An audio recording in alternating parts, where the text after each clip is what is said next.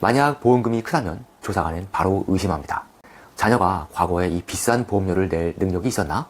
국세청은 바로 이 지급 시점의 데이터를 보고 역으로 치고 들어오는 겁니다.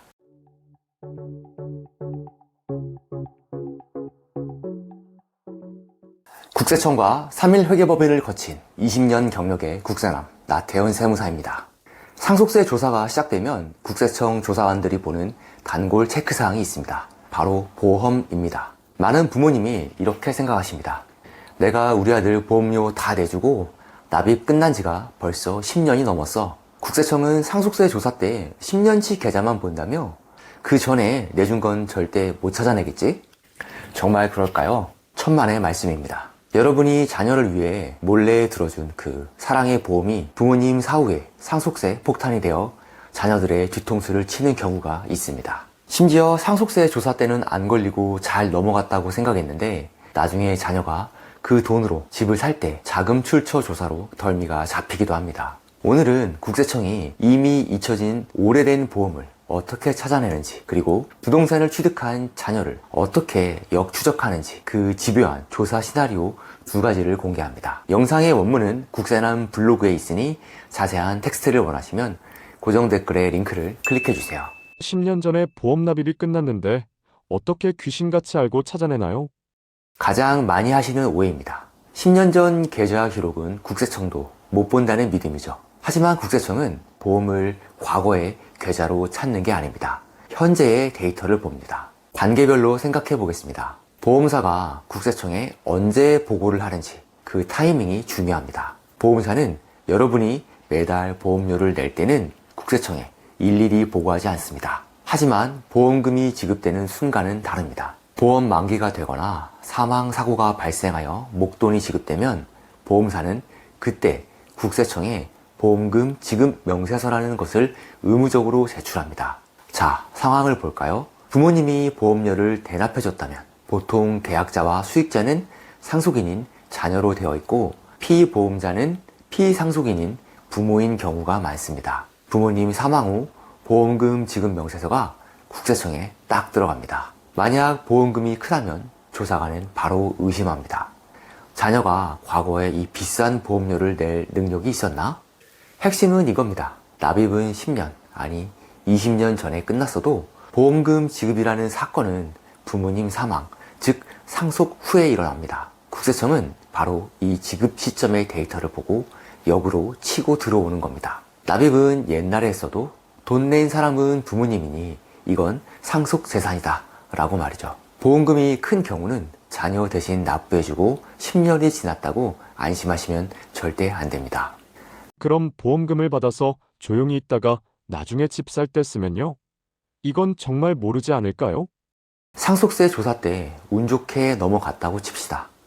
하지만 이 돈 평생 현금으로만 쥐고 계실 건가요? 결국 자녀는 이 돈으로 아파트를 사거나 주식을 하게 됩니다. 이때 제2의 함정이 기다리고 있습니다. 바로 자금 출처 조사입니다. 국세청에는 소득 지출 분석 시스템이라는 무시무시한 분석 툴이 있습니다. 자녀가 대출도 별로 없이 고가의 아파트를 샀는데 신고된 소득도 적고 증여받은 내역도 없다? 바로 자금 출처 분석 대상으로 선정합니다. 그 후 소명 요구가 날아옵니다. 이 집 살 돈 어디서 났니? 자금의 원천이 보험금이었다면 자녀는 사실대로 말할 수밖에 없죠. 보험금 받은 걸로 샀는데요. 보험금이 크다면 여기서 조사관은 멈추지 않습니다. 그럼 그 보험의 보험료는 누가 냈니?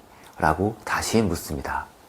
특히 자녀의 과거 소득으로 볼 때 보험료 자력 납부가 의심스럽거나 부모님이 과거에 부동산을 처분한 시점에 자녀 명의로 일시납 저축성 보험을 든 경우라면 국세청은 부모의 부동산 처분 내역과 자녀의 보험 가입 시기를 대조해서 샅샅이 분석해냅니다.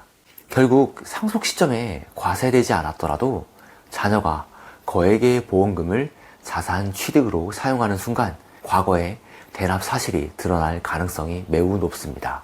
그럼 자녀한테 현금을 줘서 자녀가 직접 내게 하면요? 그 돈에 대해 증여세 냈으면 끝 아닌가요? 많은 분이 여기서 이중 함정에 빠집니다. 내가 자녀 통장에 돈 넣어주고 증여세 신고도 다 했다. 그러니 나중에 나오는 보험금 차익은 온전히 자녀 거다 라고 생각하시죠. 죄송하지만 틀렸습니다. 이게 다른 자산과 달라서 참 억울하실 수 있는데 세법은 보험에 대해서만큼은 차익에 대해서도 과세를 합니다. 단계별로 따져보겠습니다. 1단계, 보험료 낼 때는 부모님이 자녀에게 보험료 낼 돈을 주셨죠? 당연히 이 현금 자체는 증여입니다. 2단계, 보험금 탈 때, 여기가 핵심입니다. 문제는 나중에 자녀가 타는 보험금이 원금보다 훨씬 불어났을 때입니다. 이것을 보험 차익이라고 하는데요. 세법의 논리는 이렇습니다.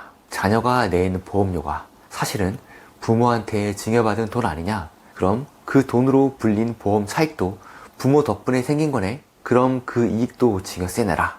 즉 보험료 낼 돈만 사전 증여로 보는 게 아니라 나중에 발생한 보험 차익까지 추가로 증여세를 매긴다는 겁니다. 보험 차익 증여의 정확한 계산식은 이렇습니다. 쉽게 말해 보험금 탈 때 이미 증여세에 신고한 원금을 빼고 남은 이익에 대해서 국세청이 또 세금을 걷어갑니다. 만약 보험 수익률이 좋아서 1억 내고 10억을 받았다면 1억은 처음에 증여세 냈더라도 나중에 불어난 9억에 대해서 보험금 수령 시점에 또 증여세 폭탄을 맞게 됩니다. 사실 이 부분은 전문가인 제가 봐도 좀 불합리합니다. 현금 증여해주고 자녀가 부동산이나 주식 투자 잘해서 차익이 나면 그 부분은 증여세 과세가 없거든요. 그런데 유독 보험만 이렇게 차별하며 과세하고 있습니다.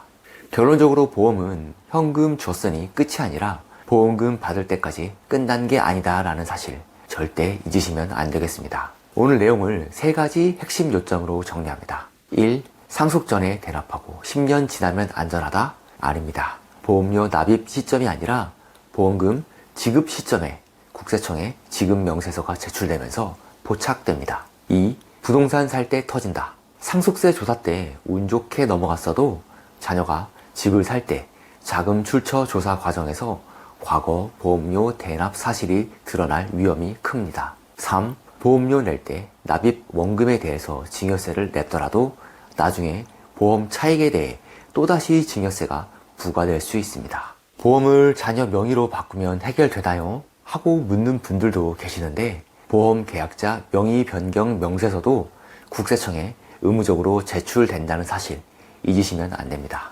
보험사가 국세청에 어떤 자료를 보고하는지는 제 책 상속증여 세무조사 국세청의 시나리오를 읽어라에 나와 있으니 자세한 내용을 원하시면 참고 바랍니다. 보험은 처음 가입할 때부터 길고 긴 현금 흐름이 투입되는 상품입니다. 자녀를 위한 가입이라면 처음부터 세무적인 이슈를 고려하고 설계하셔야 합니다. 반드시 세무 전문가와 상의 후에 가입하시길 바랍니다. 영상이 도움되셨다면 구독과 좋아요 꼭 부탁드립니다. 국세청과 3일 회계법인을 거친 20년 경력의 국세남 나태현 세무사였습니다. 감사합니다.